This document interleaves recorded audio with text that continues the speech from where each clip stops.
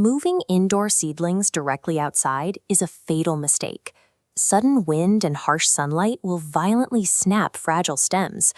To survive the elements, your plants need a deliberate 14-day protocol called Hardening Off, which physically re-engineers them for the outdoors.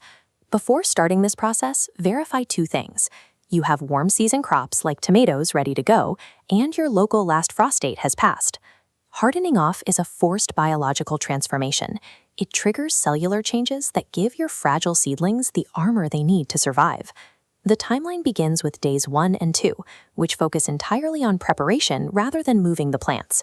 Stop fertilizing your plants immediately and gradually reduce how often you water them.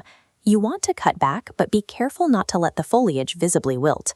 This diagram shows why we starve the plant of its normal comforts. Withholding nutrients halts weak, watery shoot growth and forces the plant to start producing lignin to reinforce its cell walls. For days 3 through 5, move the seedlings outside into a completely shady, sheltered spot. Keep them out there for about 2 to 3 hours during the warmest part of the afternoon. Even in the shade, the slight drop in outdoor temperature triggers a biological response, forcing a sudden influx of calcium into the plant's cells. This calcium influx acts as an internal alarm bell, prompting the plant to activate specific, dormant genes designed to combat environmental stress. Introducing this controlled stress is the only way to kickstart these internal defense mechanisms. On days 6 through 9, gradually transition your plants from full shade into partial sun, increasing the total number of hours they spend outside each day. Cautionary: pay close attention to the weather during this ramp-up. If the forecast calls for temperatures below 50 degrees Fahrenheit, bring the plants indoors immediately. By this point, visible changes occur. To prevent rapid water loss from sun and wind exposure, the plant develops smaller leaves with a thick, waxy outer layer. As freezing temperatures drop, ice crystals form, causing the living tissue inside to shrink. To survive, it forms Hechtian strands, tube-like structures tethering the inner membrane to the outer wall.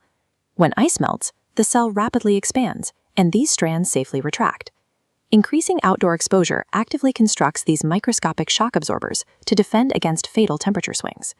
For days 10 through 12, leave the plants outside in a sunny location for a full 10 to 12 hours. Perform a tactile check. You should notice the foliage is now darker in color, noticeably firmer to the touch, and much less succulent. Finally, on days 13 and 14, complete a 24-hour overnight test. Keep the plants close to the house at night, which provides radiant warmth and additional protection. After completing that full overnight cycle, the acclimation is complete. Your plants are now ready to be permanently moved into the garden beds. Make sure you follow one critical timing rule. Always put them in the ground in the late afternoon or early evening.